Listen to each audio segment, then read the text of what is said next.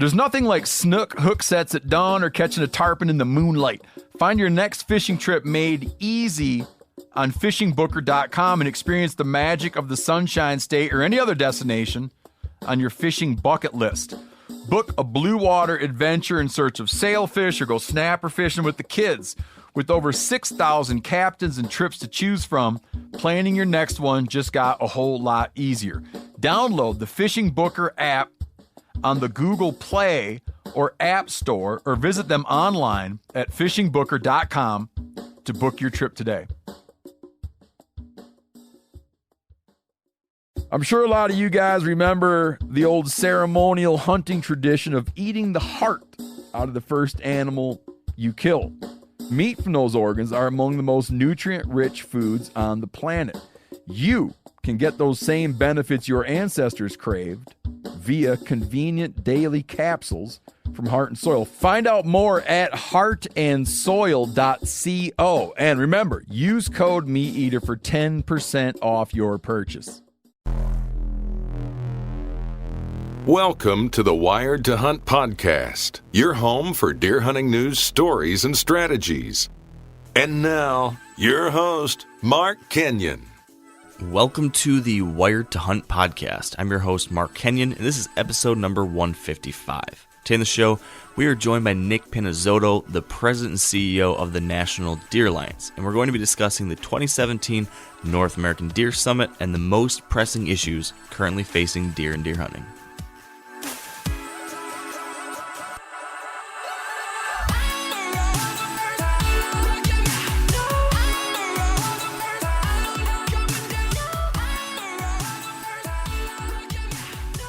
Welcome to the Wired to Hunt podcast, brought to you by Sitka Gear.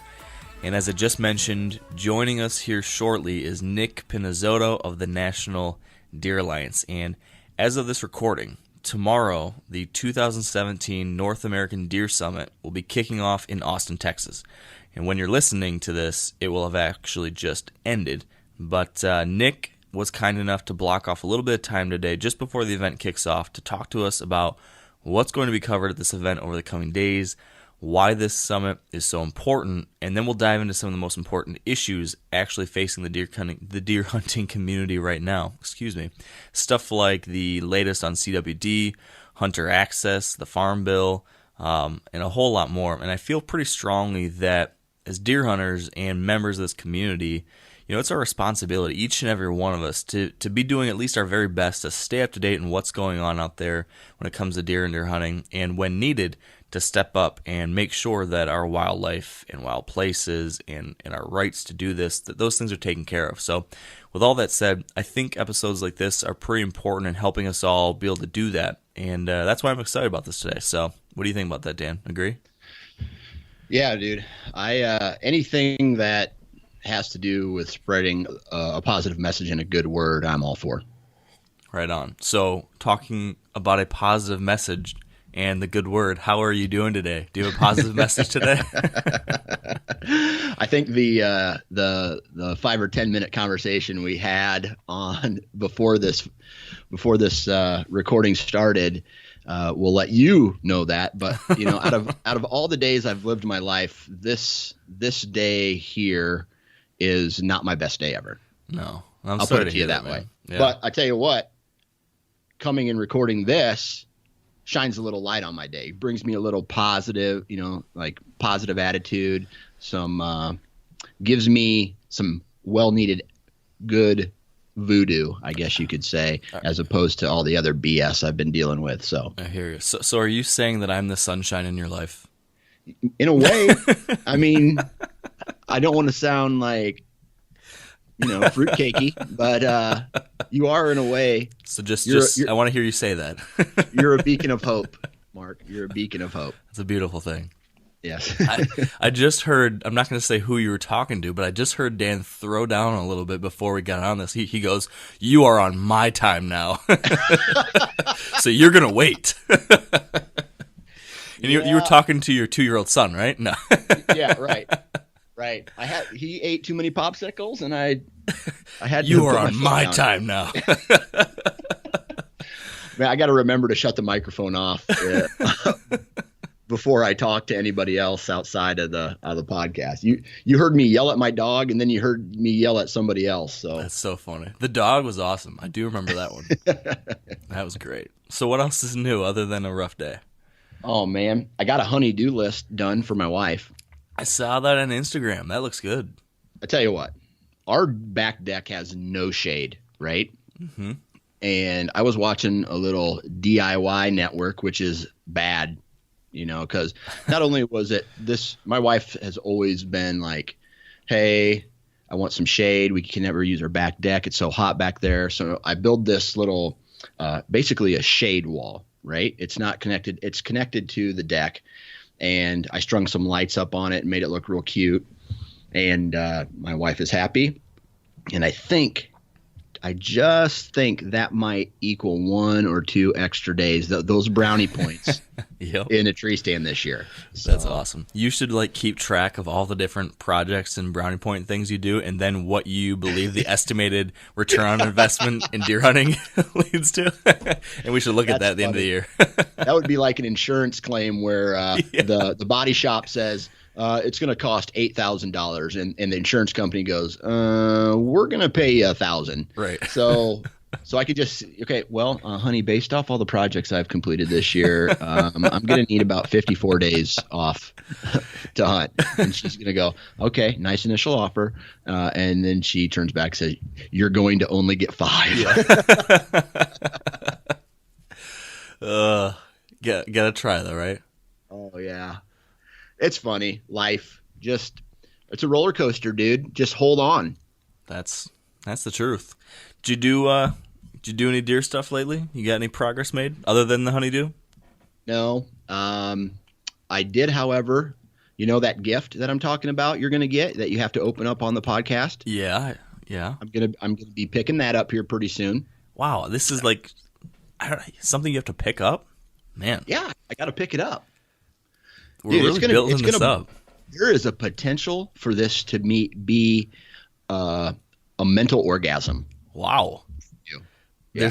Wow. I don't even know how to respond to that. There's also a chance that I'm building this up to a way greater proportion than it deserves to be. Like that one time I built you up like that on an episode in the beginning. Yeah, and I totally let you down. And that's my fault. None of us can be perfect, Dan. No. But I'm me excited. on my end, I haven't really done any type of deer stuff. I'll just be honest to you. So I'm going to flip the script and I'm going to ask you, what have you done?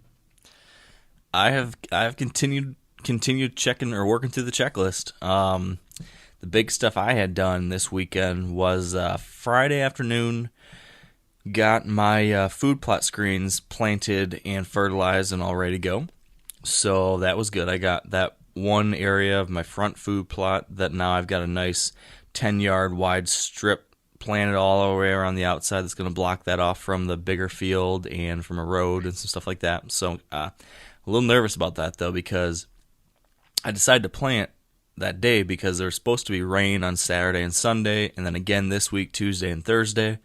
Well, I've been gone since Saturday, but I'm pretty sure when I looked at the weather, we didn't end up getting the rain we were supposed to get down there Saturday or Sunday, and now it's out of the forecast for the rest of this week.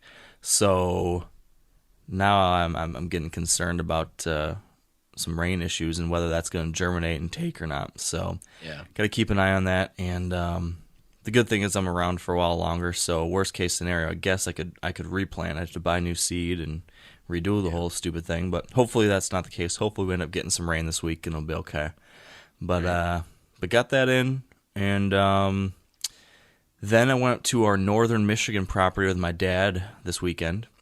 Right. And did some food plot and habitat work up there. Last year we talked a little bit about how we made our first food plot up there. Right. So our goal this year was to improve that food plot and then expand into another area.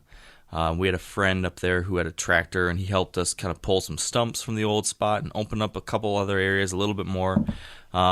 So we went in there this weekend and cut out some more trees, sprayed the food plots to kill off the weed growth there, lots of ferns and stuff, and then we limed it all. We brought up like 1,500 pounds or 1,000 pounds of lime. So put that on there because it's a very acidic soil up there, super acidic, very sandy. So we're just slowly over time trying to improve that pH level. So got all that done, and then I hung a new tree stand up on one of those food plot areas. Excuse me. And that's a great spot. It's tucked into like a swath of pine trees, and I'm up in a pine tree, and there's no way anything's going to see me up there. I had to carve out so many limbs just to be able to get the tree stand in there and then to get a few shooting lanes, but it's blended in really nicely. So I got a good setup on what's like the only food plot in the area, the only like high quality food in the area, right on the edge of where this swampy stuff transitions out towards some fields out in the adjacent property. So, last year, we saw deer activity on trail camera and the few times I hunted up there, unlike we've seen in decades out there. Yeah. So I'm really encouraged and excited by that, and glad to be improving it. We added probably double the size of the food plot now with the new stuff we've got opened up. So it's been pretty sweet. I'm hoping, of course I want to get it done in southern Michigan on Holyfield, but if I could fill my second Michigan tag either on a public land buck down here or on a northern Michigan buck, that would be just the coolest Michigan hunting season ever for me. So, and that's kind of crazy because you mentioned, all the tradition you have with this deer camp up north. Mm-hmm. I think it would be, and didn't you say you had a mature buck come on trail camera on your northern Michigan property visiting that food plot? Yeah, several. Like it's like, and we've talked a little bit about this, but before this, there hadn't been anything but 1.5-year-olds killed for like 20 years. And since like 2000, I think there's only been like 2 or 3 deer killed up there at all. So, it's been really, really bad. But the last few years, it seems to be getting a little better. And nice bucks. I think it would be awesome nice bucks. I think it would be awesome if you could capitalize on that. Like, I'm almost just as excited about the work that you've done on the northern Michigan property, because up there's nothing, right? That's just big woods. And that's your typical high pressure rifle hunting type of scenario, right? Oh yeah. And if you can be successful just with a couple terrain alterations, food plots, that's just a testament for all that other, all that work that you've done. Yeah. From a tree trimming and food plot planning kind of thing, that does equal, more deer or bigger bucks. Yeah. It would be incredibly fulfilling to be able to do that up there, because that is like the place where my very best moments as a hunter and all these formative moments in my life in the outdoors happened up there. So it'd be really cool to be able to have the hunting success that I'm looking for actually in a place like that means so much to me. And I think it's possible now that there's a couple bucks up there I would actually want to shoot, which is incredible. And I think we're making some improvements. We're figuring it out up there. Yeah. I don't know. It'd be cool. So I'm going to try to devote some time in like early to mid-October to go up there. Usually I just go up for gun hunting season up there. But I'm going to try to bow hunt it a little bit. I'll probably spend the best days down here, but maybe some other times, a couple off days or weekend or something, get up there and give it a shot. So it's so different. Like you said, it's just big woods and swamp, and there's not like ag fields or anything. So when you open up a little spot like this, like we did, and put in something that's tasty, it's the one little bit of ice cream in a large area, so it really pulls in deer. And I think what we had last year is a doe family group was consistently bedding nearby and hitting this food plot, and in the past there was just nothing like that. So we didn't see hardly any deer at all. You'd have the whole group of guys, 4 or 5 guys, and you'd hunt for a couple weekends, and like there might be like 2 deer seen for the whole group. Right. And now it's looking like it's going to change. So with that doe family group or 2 in the area now that's hitting this food plot, there was a reason for bucks to come cruising through and stop by. And there were 2 different bucks during the hunting season that were definitely mature. Like bucks, there were 2 that were at least 4. There were 2 4-year-old bucks or older that had passed through that area. I think one was during daylight. That I would absolutely shoot. So if I put in a little more time up there, it could be pretty special. what would be cool is if, it's already cool. You're getting deer that you didn't think existed up there on trail camera just with some, a day or two of work. Mm-hmm. I think it's only going to get better, especially if the neighbors or whoever owns the property around you doesn't do anything. Yeah. And, I should note, it's important to point out that another one of the reasons why I think we are starting to see some more mature bucks, not only am I making habitat improvements, but also coinciding with that, a couple of years ago, this part of Michigan instituted antler point restrictions.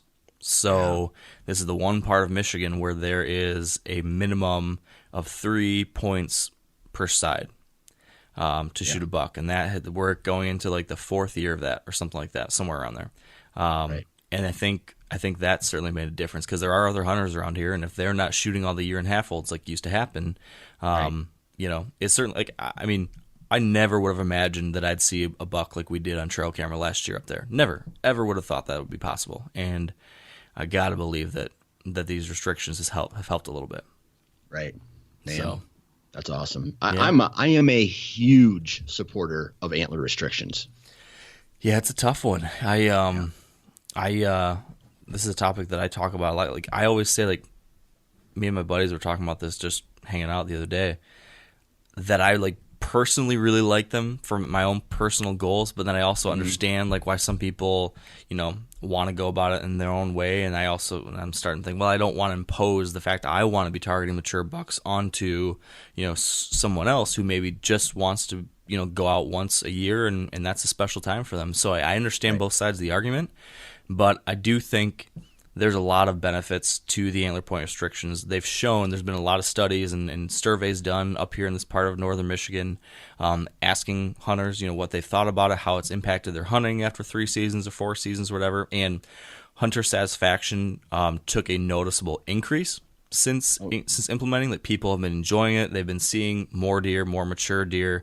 Their experience has improved. It hasn't reduced the number of total harvests, I don't think, because there's been an increase in doe kill.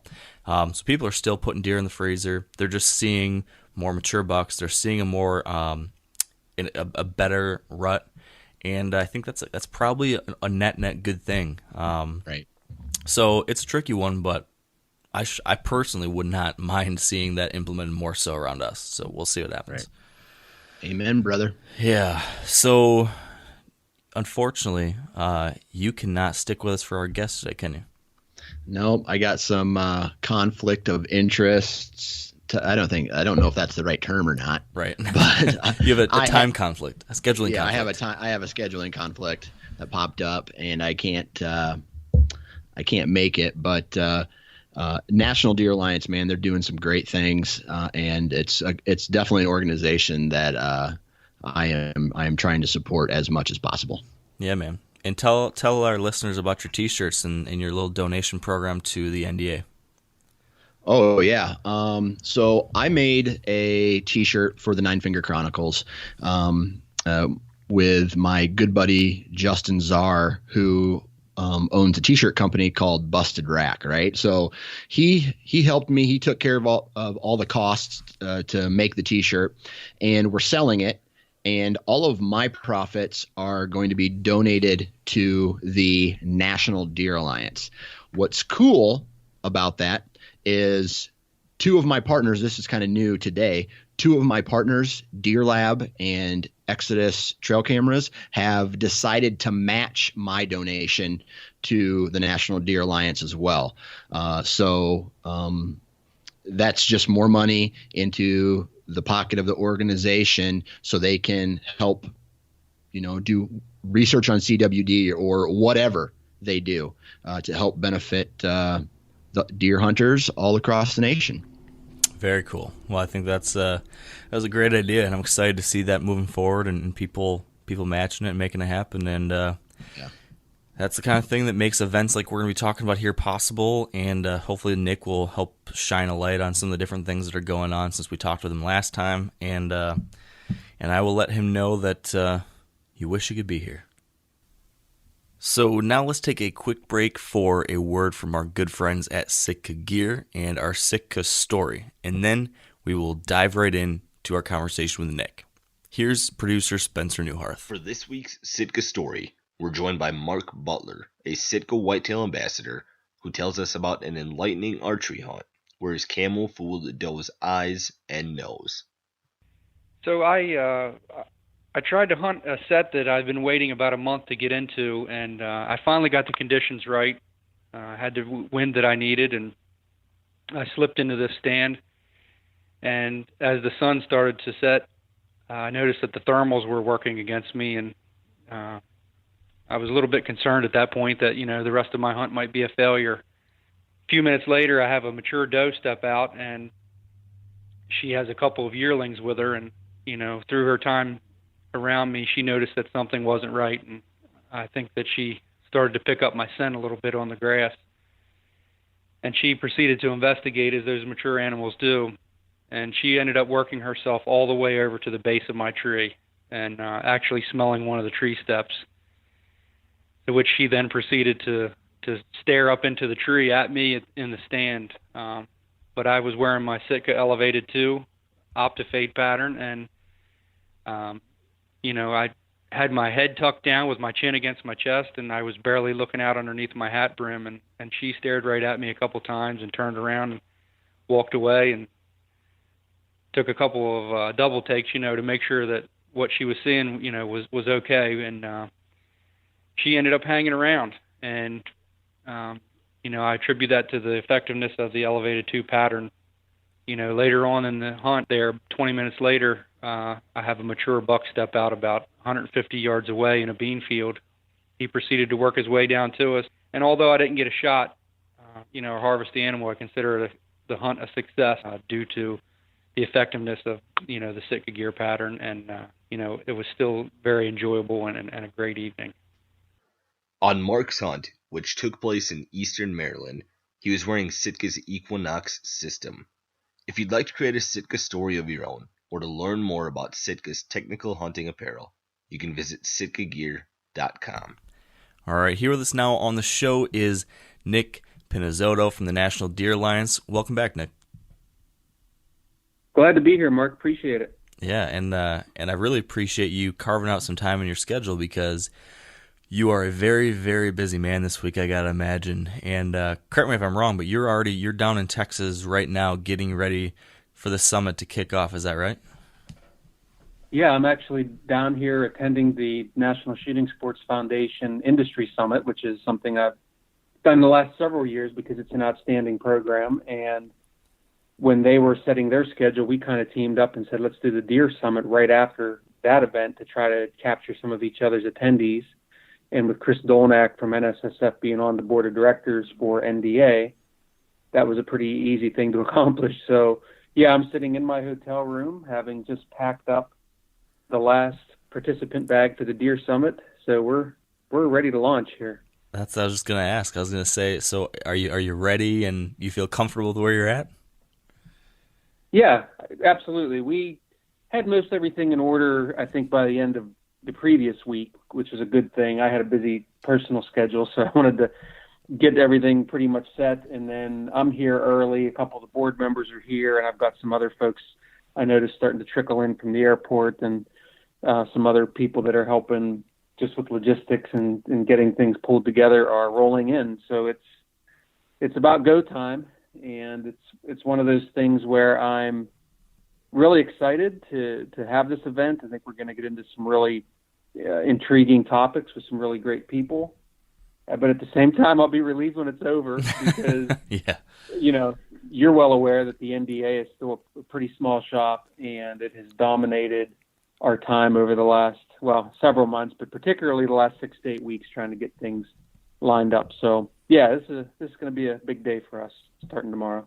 That's awesome. So I'm hoping we can dive into a number of different things because, as I know, this is an important event and it's going to be relevant to all deer and deer hunters.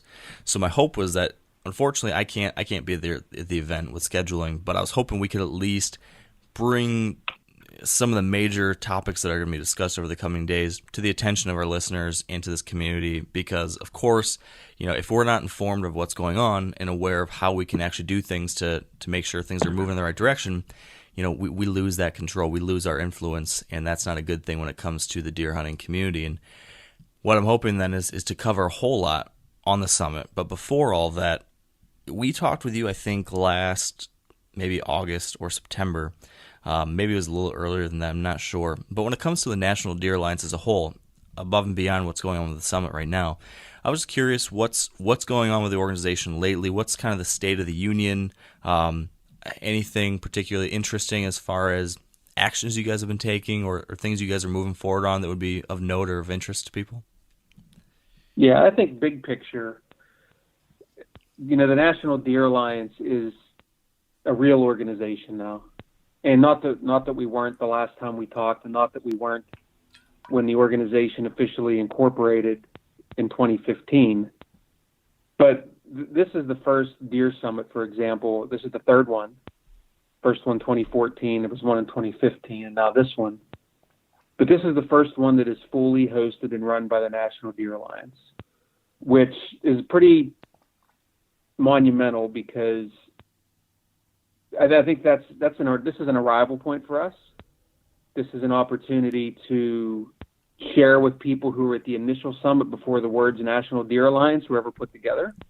The organization had no name then. It was just an idea. Someone, not someone, but about 300 people came to a consensus that we needed a National Deer group. Then the second Deer Summit was about, okay, we have a name, and now we have to put together an organization. And as you know, having been there, and matter of fact, you handed me an NDA hat at the time because I was using the Deer Summit hashtag. Yep, that's as true. A participant. And now look at you. Yeah, right. I didn't know that was going to be the captain's hat, but at any rate, we were participants in that, and as you know, at that time, it was still as much of an idea as it was a real thing. So this is a big deal. The things we'll talk about, and I know we'll talk about this here later on the show, are core elements of why the National Deer Alliance was formed, and we're holding very, very closely to our mission and very, very closely to the things that we determine to be key issues. And being a small organization, we have to do that. But we're doing it with, we're bringing in 30 plus experts from across the country to cover these topics. And it's going to be different than what I think most people are used to, but I think in a good way. So that's big picture NDA. We're a real organization, and we've found out that we're needed, and we found out that there's more work than we can even keep up with. So that's good. Specifically, it's been a little bit of a slow time the last couple of months with legislation across the country. And, I think when a lot of average hunters think of legislation, they think of things that are specific to deer, like, they may look at a change. You see a lot of, at this time of year, you see states setting their seasons and bag limits and what you can and can't do. And to a lot of, I think, average deer hunters, that's deer legislation. But there's so many other things that impact deer. Like I always tell people, at any one time, there's probably 100 different bills across the country that impact deer hunters. So we could be talking about predator management, for example, where you have states that try to limit hunting things like coyotes or mountain lions or bobcats. Well, these are all deer issues. Habitat, working on the Farm Bill, is something we've got great partners with the Theodore Roosevelt Conservation Partnership and Pheasants Forever, who we work on a program called CRP Works. And a lot of deer hunters might not even know what CRP really is, what's a Farm Bill program, and it's a very important one because it provides habitat. And right now fawns are being dropped, or there are a lot of small fawns on the landscape, and they're living in CRP. Well, if you start taking away CRP, or you cap the amount of area that those have for fawning, for example, that's a deer issue.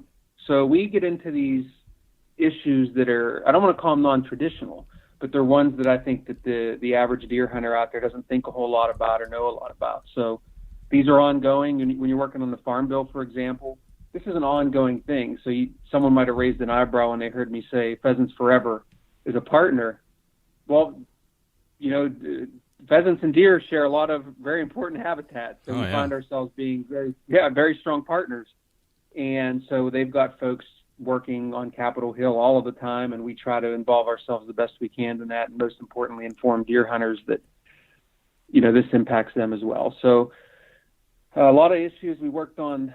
I think 39 when I did my annual report last year. I think with 39 different issues across the country that we were involved in, which I think exceeded expectations, because our goal in year one and when we last talked was, let's just get the organization put together and let's have a real infrastructure and have a strategic plan and have real goals. And we accomplished all that. And then we built the brand new website, which I know you were a huge proponent of when you and I first started talking a couple years ago about this. Mm-hmm. And I think I'm pretty satisfied with our results there.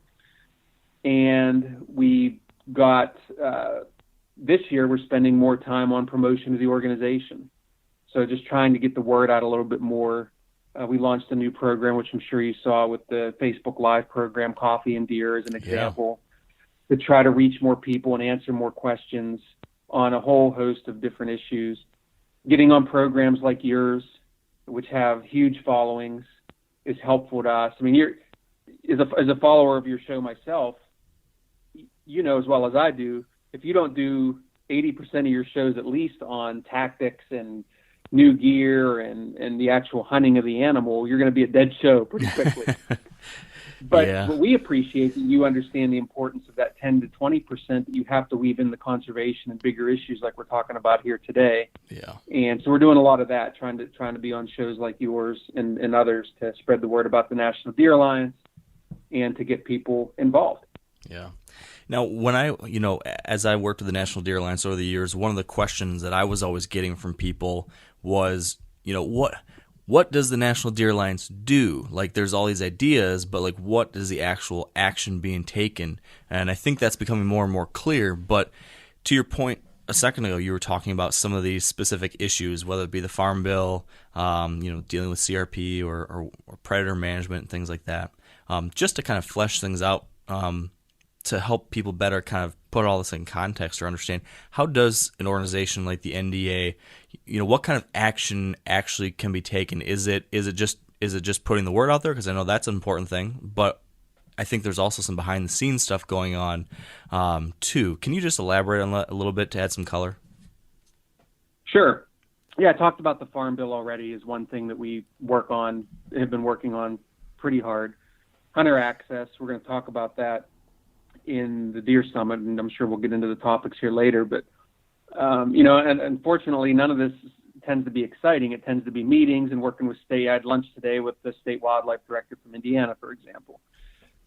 It takes a lot of effort to get around to all 50 states and to try to get things accomplished, in a lot of relationships, as there's some of that work. NDA is still very much trying to be looked upon as a real authority in the deer world by state agencies, for example, so that we can take messages to them from sportsmen and try to get good things accomplished. So, there's that part of it. We haven't even talked yet about chronic wasting disease, but that has been, other than the Deer Summit in recent weeks, that has consumed most of my time and the Deer Alliance's time. And one thing we've been doing is positioning ourselves as a lead convener on that issue. So what I mean by that is we're not the scientists, so we're not the ones solving CWD. We're not the ones studying it, but we're convening the people who are studying it. We're convening the state agencies, other non-government organizations like ours, so that number one, we have a strong, unified position, so that we're not out there spreading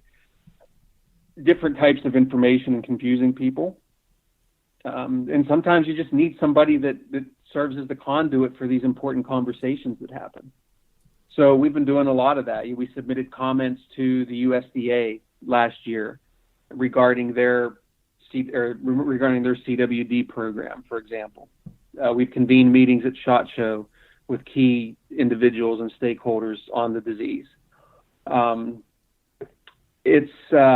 know I'm missing stuff because my head's kind of spinning with all the things we've done, but those are things that we try to report on the best we can. We try to get it on our website and in our newsletter, but largely a lot of the stuff we're doing on a daily basis, not everyone sees. So I appreciate you giving me the opportunity to kind of, lay out how a week in the life of the National Deer Alliance, for example, might unfold. Yeah, and to your point, it's not always the kind of thing that is like super sexy or like sounds like, oh, this is like, it's hard to say, well, we influenced X with this specific thing and it resulted in this massive change, that's going to help deer and deer hunters. But I can tell you from, just my personal involvement over the years, especially last year, just talking to you every week and hearing, okay, Nick's going to this meeting, Nick is at this convention, Nick is at speaking at this thing, Nick is at, you were all over the country,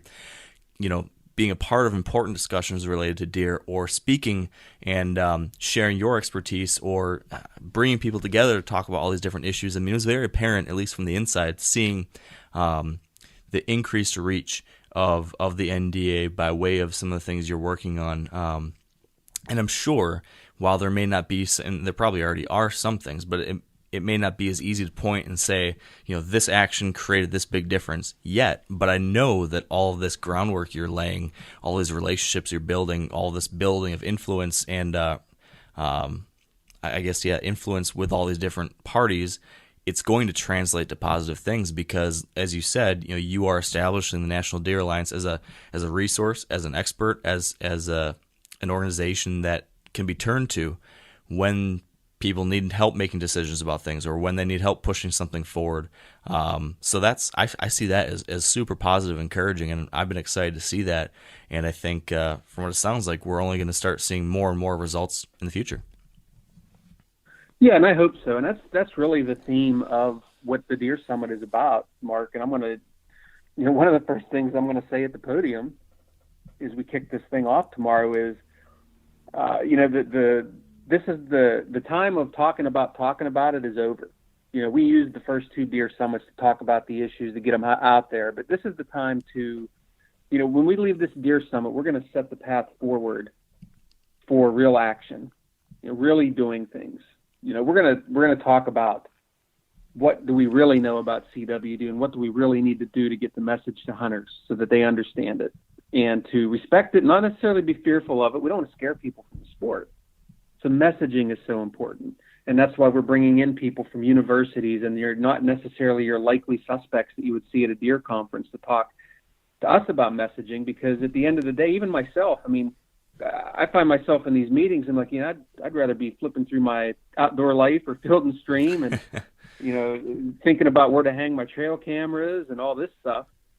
Because at the end of the day, I'm a hunter. That's what gets me excited. And somehow I ended up, being on this end of things, but someone has to do that. And then that's what the NDA is all about. So, we had one good example I should have mentioned earlier, and that was we made a call to the Minnesota Department of Animal Health to take a look for that organization to be investigated because of continual issues they're having with captive deer management in that state.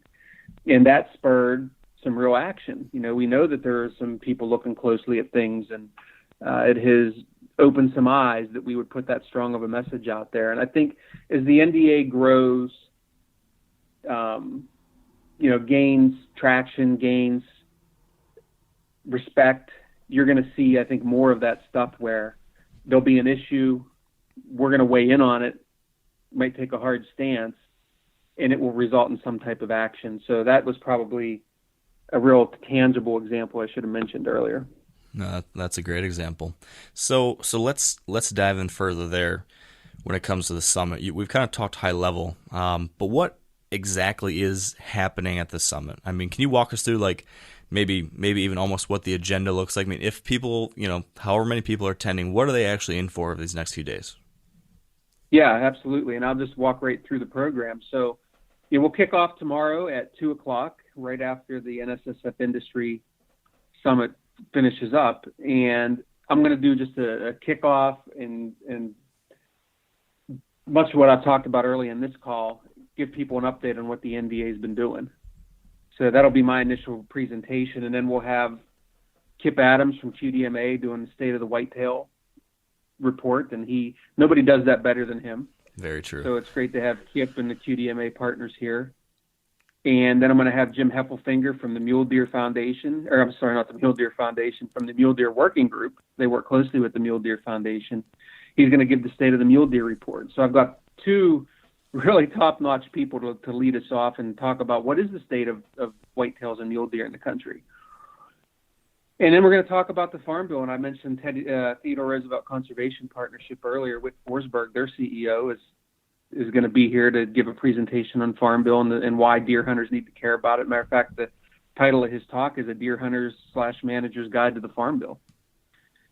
And then our friends at Yeti, since we're in Austin and they're literally a mile away from here, they've invited us down to their shop, to their new flagship, and we're going to have a nice reception down there. And we'll have Nick Wiley, the executive director of Florida Fish and Wildlife and Conservation Commission. He's also the president of the Association of Fish and Wildlife Agencies. He's going to be our dinner speaker. Nick's just such a positive guy and a strong speaker, and he works in probably, I don't even know if probably is not even fair. I'm going to just say the most difficult state to work in when you look at all of the myriad of issues that a state wildlife agency would face in a state like Florida, from the oceanic issues to all the things they've got on land there that are different than in a lot of states, and everything from alligators to key deer. They've got it all, and Nick has done just a great job there. So we're excited to have him come in and talk.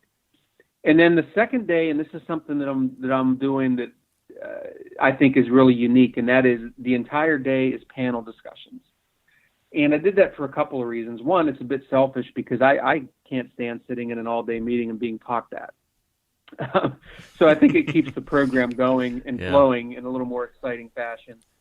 And the other thing is it allows you to get so many more experts in the room. So every one of these panel discussions, and I'll go through them here, will have a moderator who's knowledgeable and 5 panelists.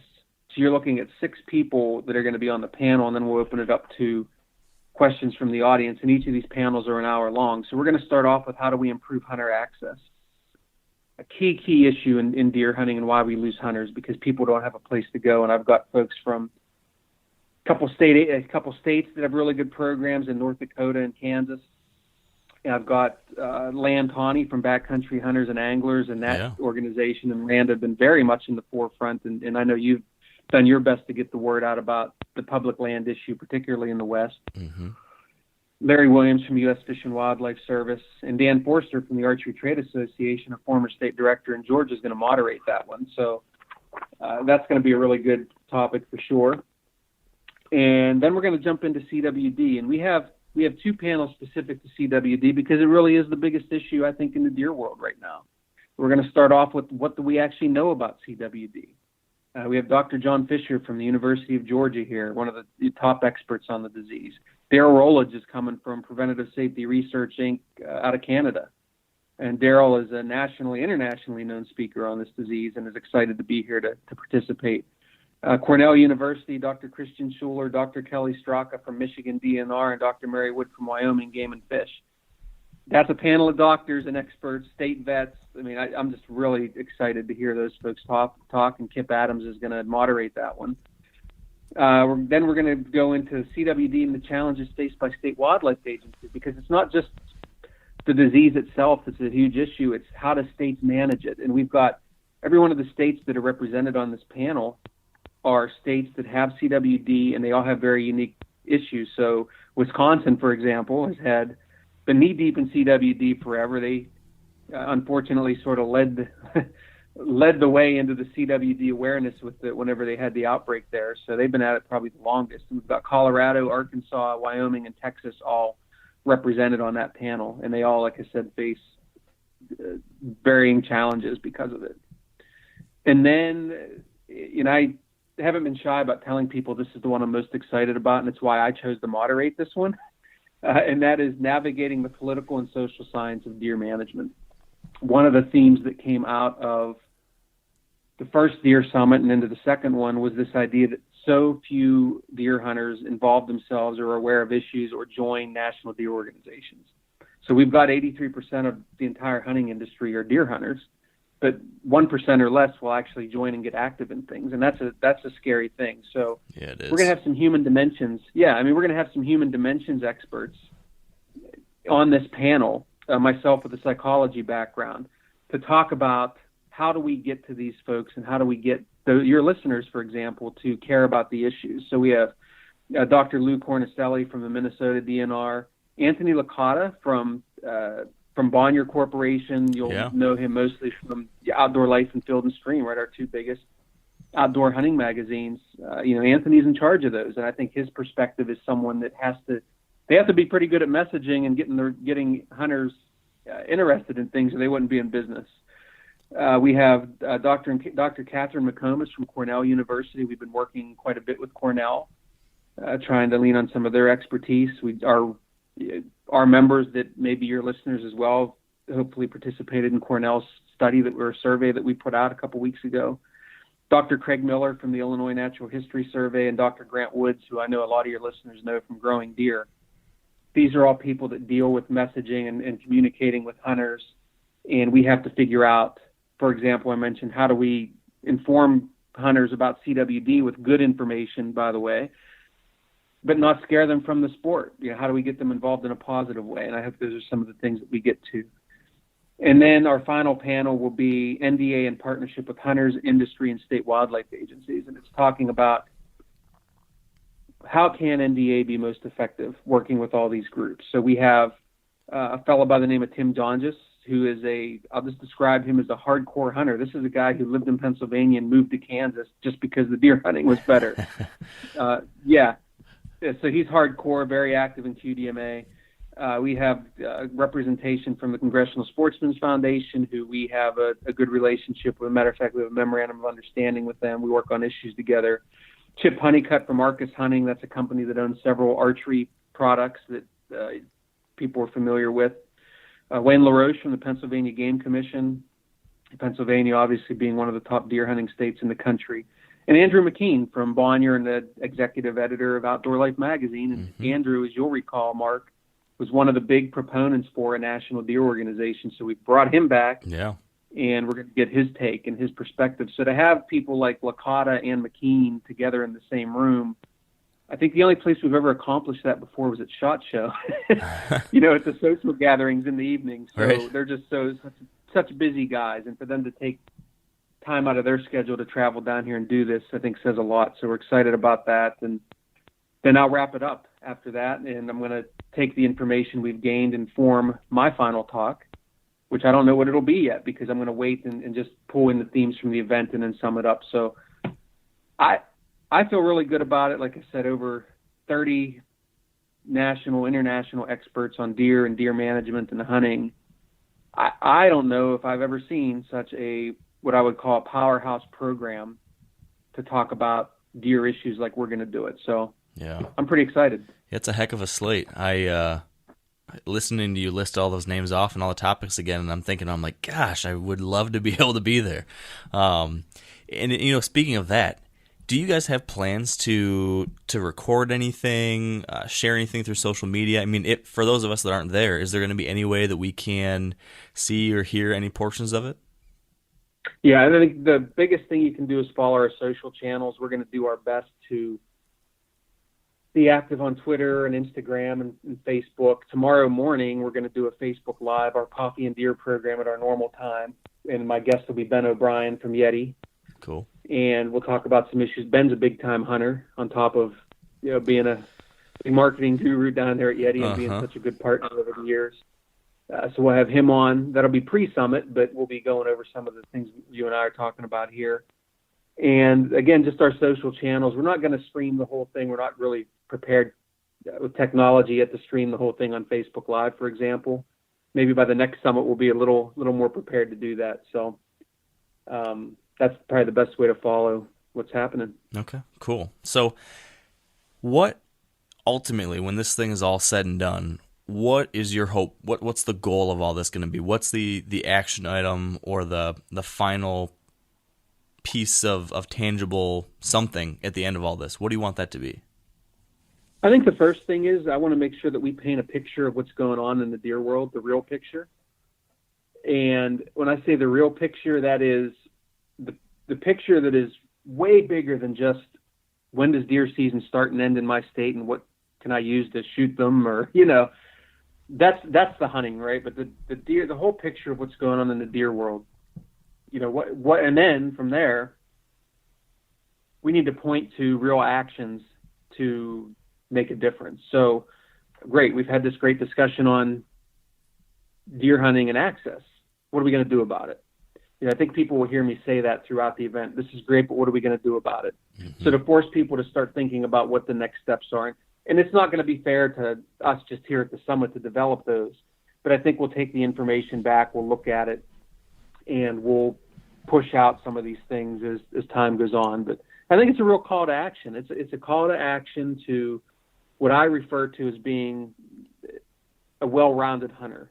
And a well-rounded hunter nowadays is not what we grew up with, which was, you know, I know how to hunt with a bow and a gun, and I know how to hang a trail camera and build grow food plot.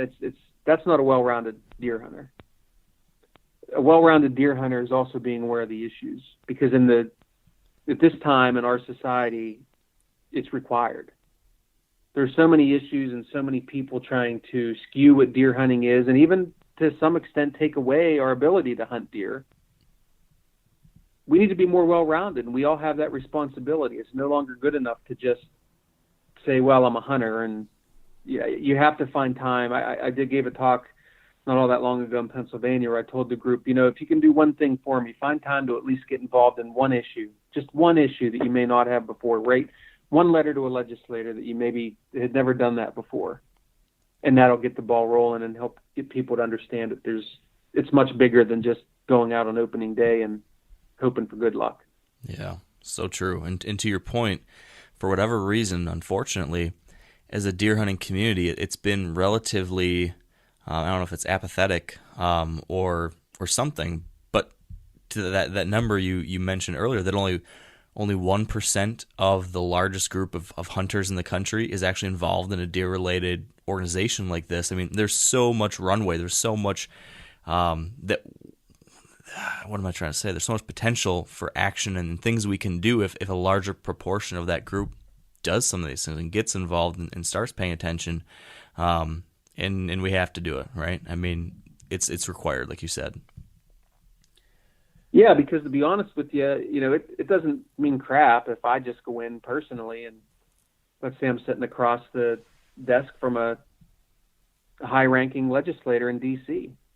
If I'm just sitting there talking about we need to do this, we need to do that, that's not going to move the needle. What moves the needle is me saying on behalf of our X number of members, and this is why this is important and why we need you to do something about it. And then on the back end of that, he or she is hearing from people who care about the issues, whether it be through our grassroots advocacy system on our website, phone calls, letters, even tweets. It doesn't matter. They just need to hear the noise from the group of people that care about it. So That's what moves the needle. The constituents move the needle. The masses move the needle. So we really need – the National Deer Alliance will only be as strong. Any of our deer organizations will only be as strong as our membership allows us to be, and we need people to really do that. Yeah. I'd like to ask you some unfair questions, Nick. Okay. So forgive me in advance. But you just listed a handful of different issues there that are going to be covered at the summit that are going to be discussed and covered by a panel of 5 or 6 different people per issue. I'm going to ask you to take the unfair burden of trying to cover each of those issues solo, as best as you possibly can, to give us at least a primer, if you can, on what you expect to be discussed or what you've been involved in leading up to this point. And I'd like to start with CWD, since you mentioned that might be the very most important issue right now in the deer hunting world. Where do things stand on CWD? What have we been learning over recent months and the last year? What do we need to know right now? I think, and this is why we're starting off, what we know about CWD. And I think what we need to know right now is that there's a lot of information out there about the disease, and at least half of it is bad. Okay, at least half of it is bad information. At least half of it is being driven by people who have agendas to make it not seem like it's an important issue, and that's unfortunate. So we need to say what we know about the disease. And by the way, people who have an opposing view on, they're not necessarily wrong on everything. Okay, But whenever you characterize it as something we shouldn't be concerned about, and it's something that'll weed its way out, that's irresponsible because we don't know. That'd be great. That'd be great, by the way, if that was the case. That'd be wonderful.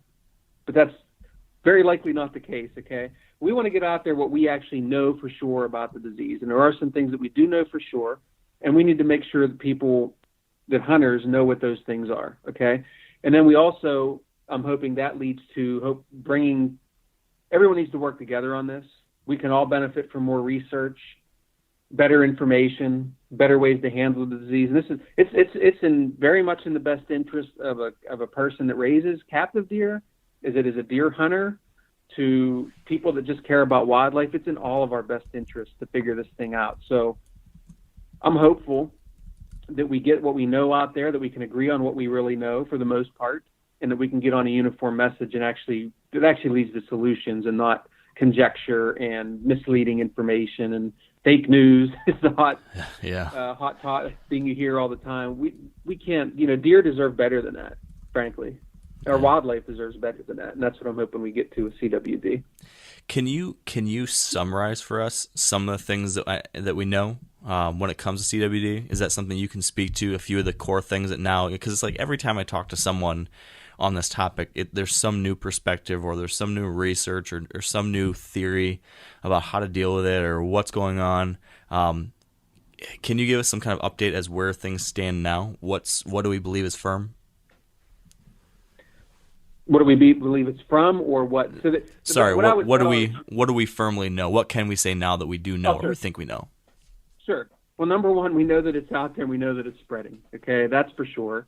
We know that deer definitely die. Any deer that gets CWD, that deer's on his way to dying. Now, you hear the argument sometimes that, not all deer that have CWD die from CWD. Now, that's absolutely correct, because a lot of times they meet up with a bullet or the front end of someone's Mercedes-Benz or whatever, and they die of other reasons for sure. But a deer with CWD is a death sentence. That deer will die. That deer will also, while it's alive, spread prions to other deer. We know that you can't just disinfect a site that had CWD, for example. You can't just go in and bleach down a deer pen, for example, that had it, or let's say you have a property where there was some CWD positive deer found. That's a scary thing. We do not know how to completely get rid of it once it's there, and it can be passed on for years. We know that. We know that moving deer, dead or alive, is really bad for the spread of CWD. So I think as hunters, you're going to see more things coming down as to how you can handle that carcass after you shoot a deer. You can't. A lot of hunters may not know, for example, if you shoot, just to pick a state, let's say Illinois is a popular destination. Let's say you live in Pennsylvania and you go to Illinois for a deer hunt and you shoot a deer. You can't just throw it in the back of the truck and drive it back to Pennsylvania, because you're breaking laws in every state you drive through on the way. We need to get that information out to hunters. So we know moving deer is bad. We know that it can have population impacts based on the science. To your point, though, is that there is continually new information coming out, which is good. The more studies we have, the better. There are different arguments about how much does deer urine, for example. How realistic is it that you could spread CWD by buying a bottle of deer urine and using it, for example? Those are all things that are up for further study and debate, and there's people you can agree with and see points on both sides of the issue, so it's not all clear. We need to make sure we don't make clear statements where the information is not clear. We need to say what we do know for sure, and I think I went through some of those things. So there's, as much as we do know about it, there's an awful lot we don't know, but the irresponsible thing is to say it's not something to worry about. I would love to be proven wrong down the road and we find out that this isn't something to be that worried about. That'd be great. but to sit here and hope for that, as I've said in other talks, hope is not a strategy. We need to be proactive and do the best we can. We'll make mistakes, but we need to learn from them and we need to get better. Yeah. So is there any tangible, at least from your perspective, having talked to a lot of people, I believe, that are in expert positions when it comes to this topic, and I'm sure you've been talking to a lot of people that are on the forefront of the research. Do we have any clear guidance as far as what the new best practices are for dealing with this? You mentioned a couple things that I'm sure are part of that. But if you had to say today, given what we do know, given all those things you just mentioned, these three things or something seem to be the best practice for dealing with it right now. Is there anything like that you can comment on? Yes. Well, I know that the states are working together through the Association for Fish and Wildlife Agencies to develop a list of best management practices. I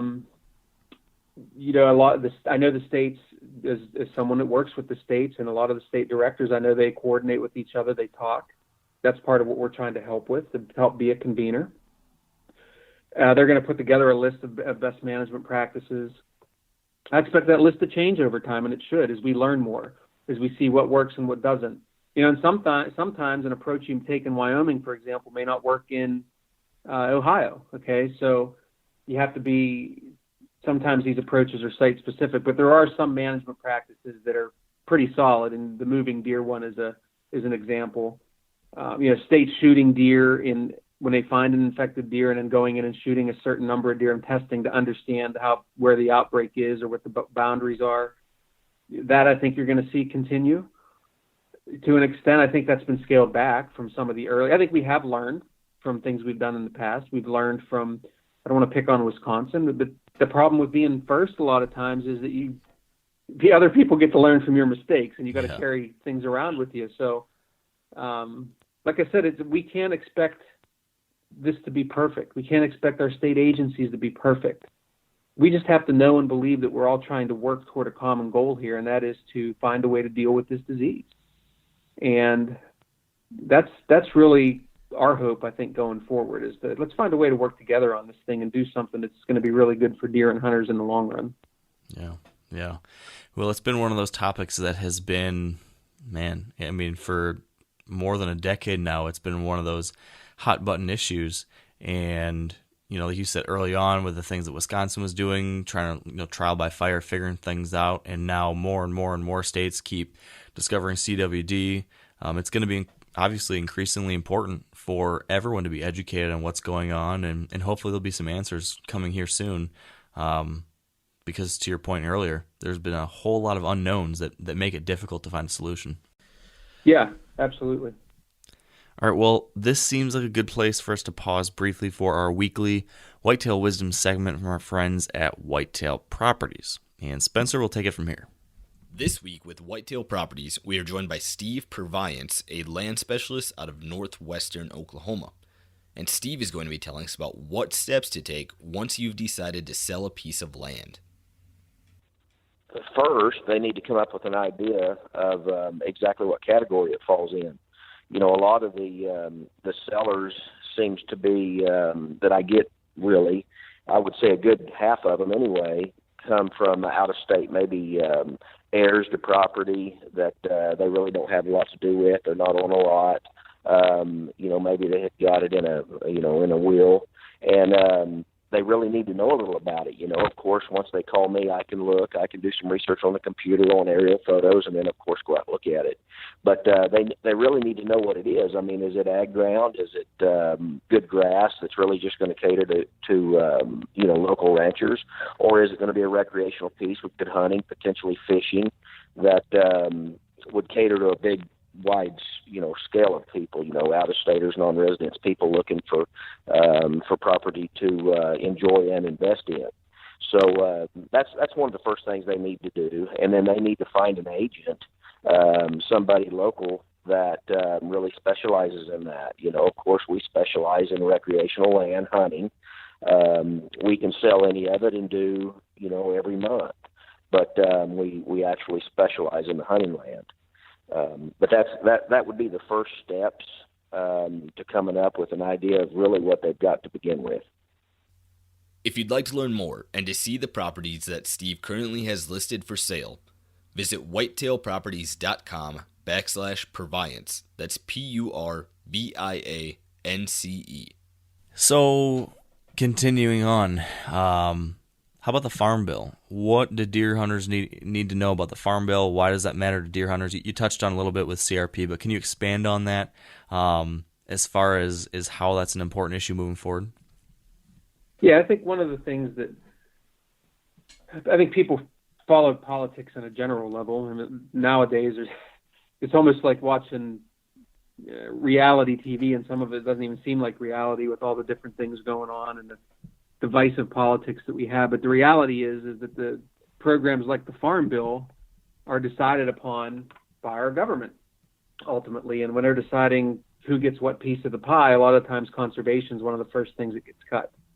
And at the expense of that, then of course is our wildlife, our hunting lifestyle, and a whole host of other things. So we're going to talk about that. We're going to have Whit Forsberg is going to get into CRP, for example, is one of those programs that for every acre you don't get in that program, that's another, fawn that's probably going to get predated, or another thing that's going to impact deer on the landscape, among other wildlife. So it's important for hunters to be a little more aware of what that program is, and that it is a Farm Bill program, and that they can influence that by contacting legislators. And, imagine of our 11 million or whatever, the 11, 12 million deer hunters across the country, if even 5% of those contacted their legislators and said, CRP is important to us as a constituent, I'd really like to not see that cut. Well, that can actually have an impact. Yeah. I think a perfect example of something kind of like that. And we were talking earlier about, again, the influence you can have when you have a large number of people you can activate on issues like this. This is kind of skipping a little bit ahead to the topic of hunter access. But as you know, earlier this year there had been a bill brought to the House asking to sell a large number, 3.3 million acres of public land. And the hunting community and many others out there said, we are not okay with that, and really turned up the temperature on legislators sending emails, and that got pulled off. And I think that's a perfect example of the impact we could have on other things like the Farm Bill, hunter access in the future, all these different things, right?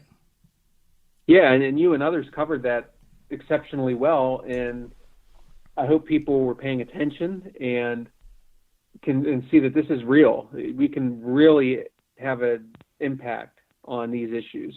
And like you said, the heat was turned up, and you saw that eventually getting pulled.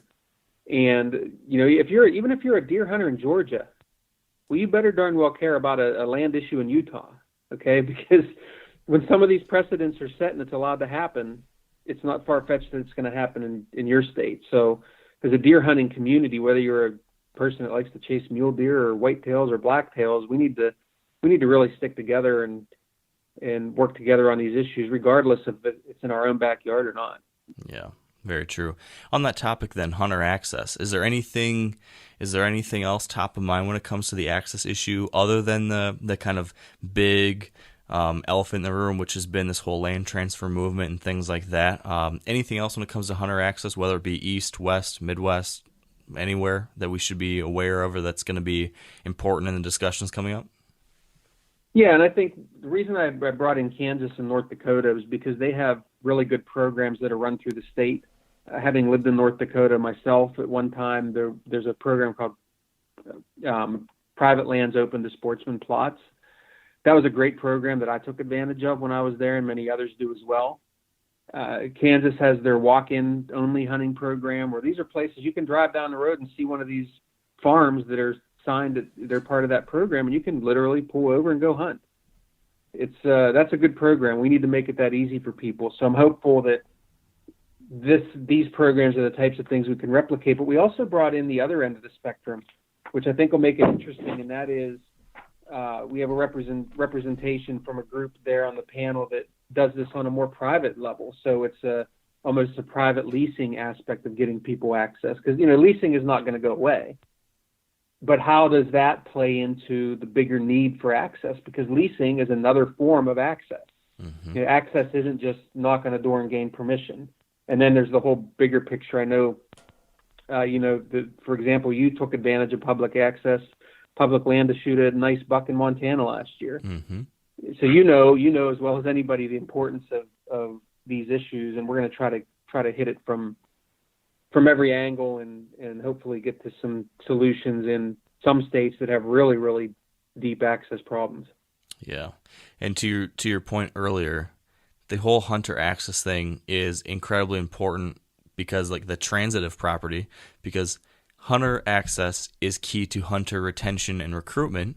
Hunter retention and recruitment is key to, having a voter base that stands up and supports what we're trying to do here. So, that is so, not only is it important just selfishly for like me as an individual, I want somewhere to hunt, but it's also really important in the big picture for we need to have, people need the ability to get out and do this so they care about this so that all of us can continue to enjoy this resource and this activity. It all is linked together, which makes it hard to kind of say, okay, what do we focus our time on when all these things all matter so much to each other, right? Yeah, it's a big pie. But I mean, imagine, just boil it down very simply. Imagine teaching your child all the fundamentals of basketball, and you dribble around the house or in the backyard or whatever, and you get really great at the fundamentals, and finally the kid says, okay, now I want to go play basketball. Well, we don't really have a hoop, and right. We don't have a court to play on, and we really don't have any place to play. Well, how long is that kid going to stay interested in basketball, right? Mm-hmm. So it's very much the same thing. Yeah, very true.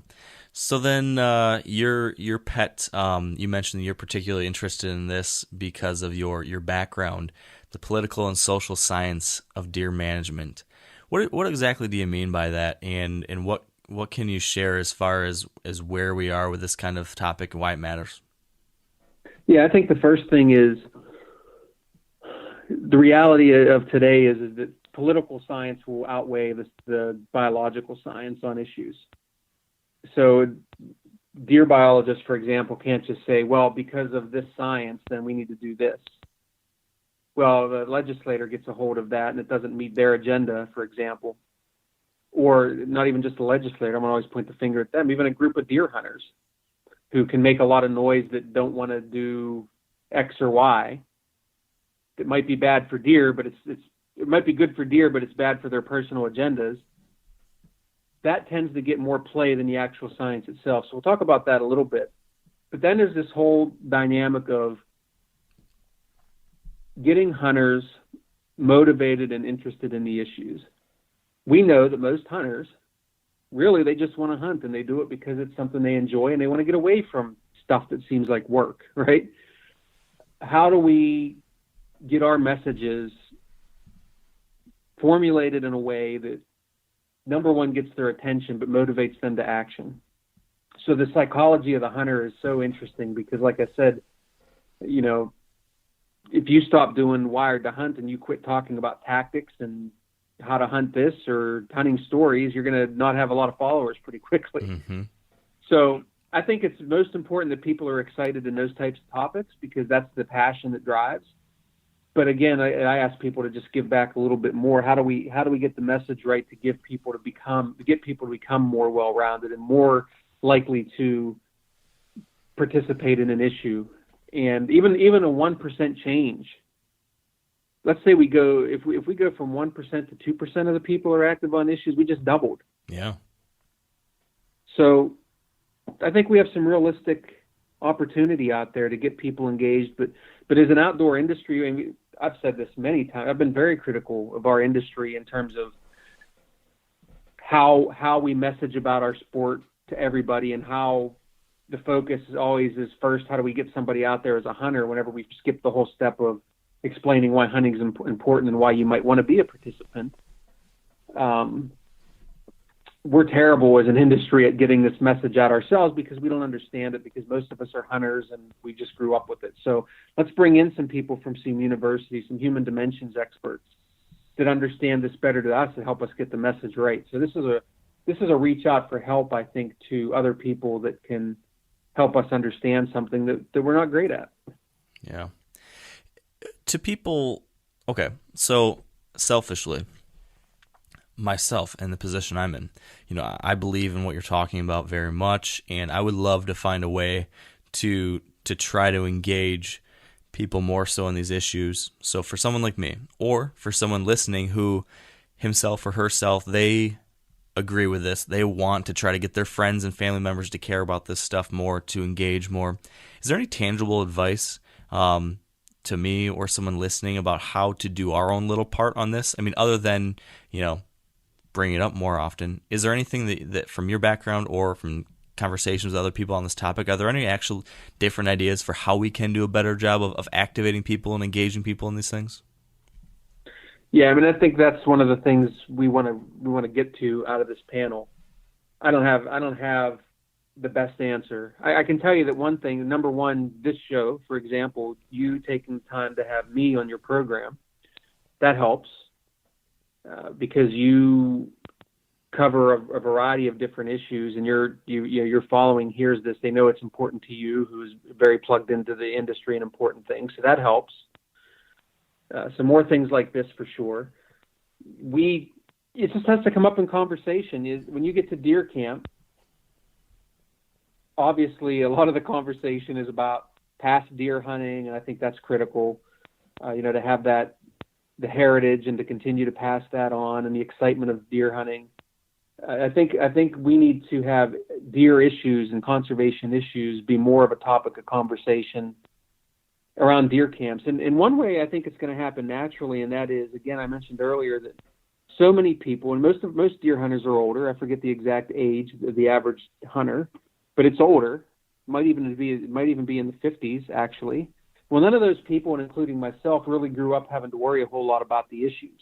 Our biggest concern was if they changed the way you could hunt does, for example. Right. That was the big issue to deal with.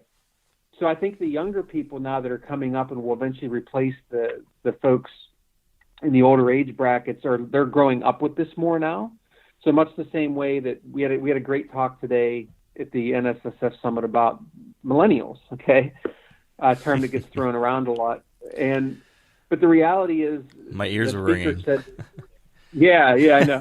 The speaker says, Mark, he says, what you need to understand is my kids growing up, and he said their age, I think 1, 3, and 6, something like that. They grow up having never seen a phone with a cord that was attached to something. Right. So to them, what they see is that's just how it's always been, because that's how it's been to them.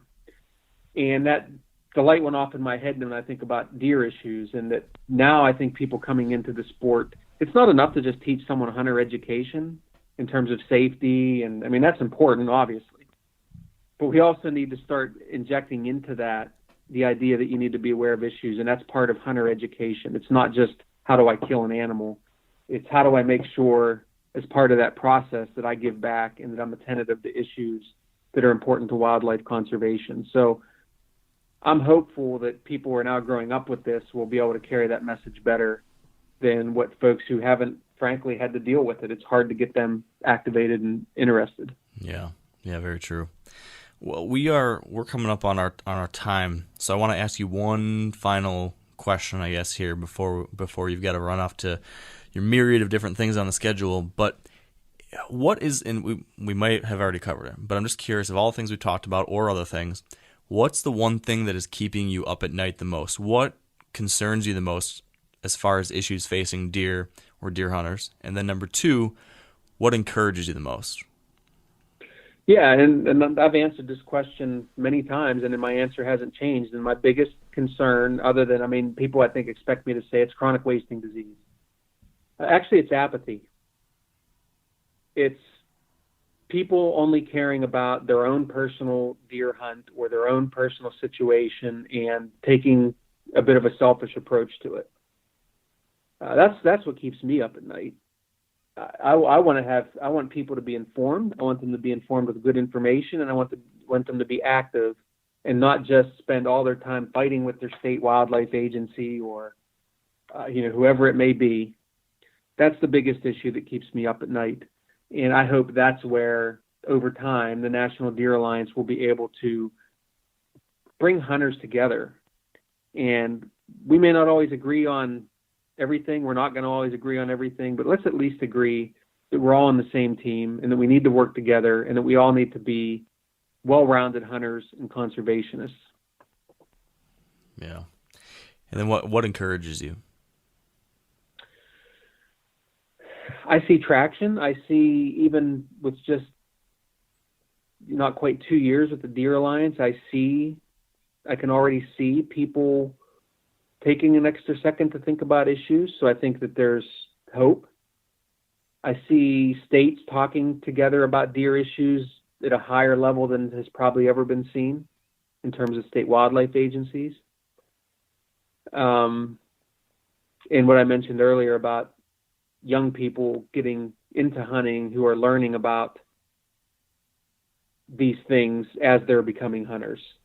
So it's not all gloom and doom, and I don't want to give people that impression. Deer herds are strong for the most part.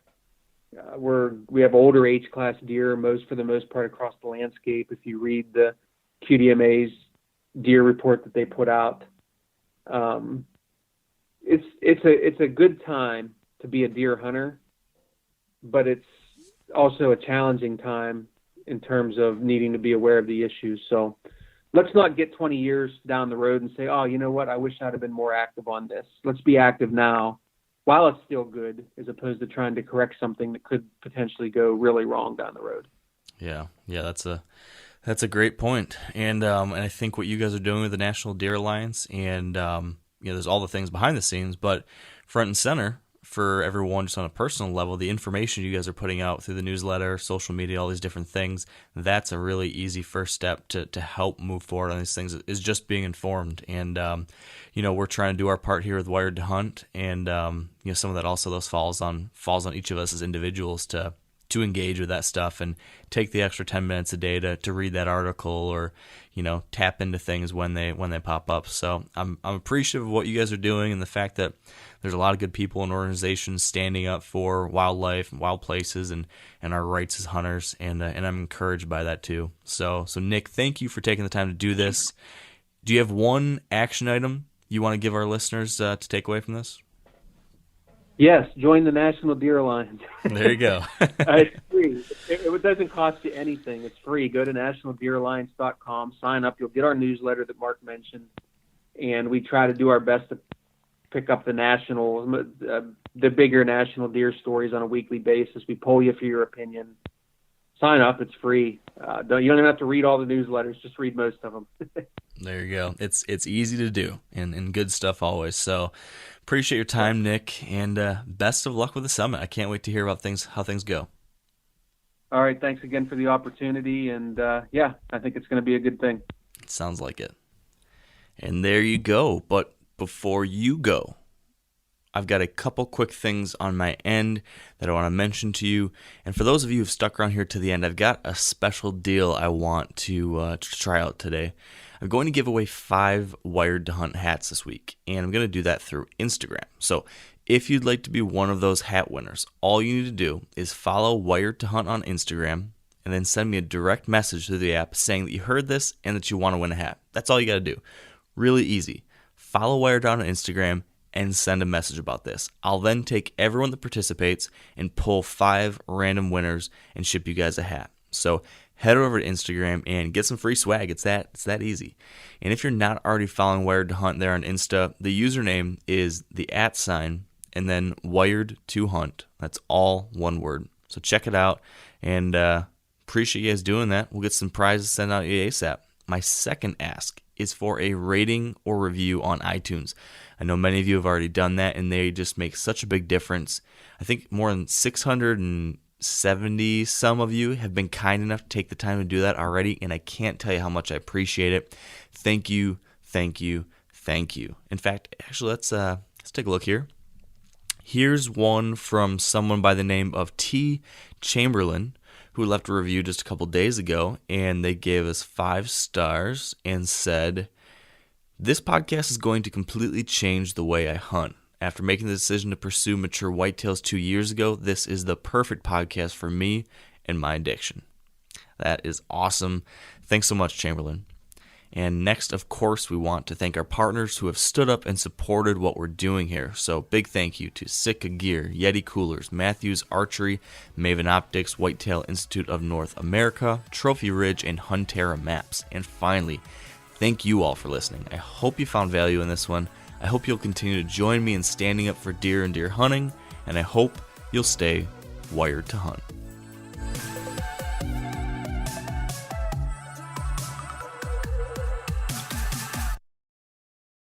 I'm sure a lot of you guys remember the old ceremonial hunting tradition of eating the heart out of the first animal you kill. Meat from those organs are among the most nutrient-rich foods on the planet. You can get those same benefits your ancestors craved via convenient daily capsules from Heart and Soil. Find out more at heartandsoil.co. And remember, use code MeatEater for 10% off your purchase. You ever get that feeling the walls closing in, the concrete jungle suffocating you? You crave some wide open spaces, the chance to connect with nature, maybe in a spot all your own. Well, head over to land.com. They've got ranches, forests, mountains, streams, you name it. Search by acreage. You can search by location. You can search by the kind of hunting and fishing you're dreaming of. Land.com. It is where the adventure begins.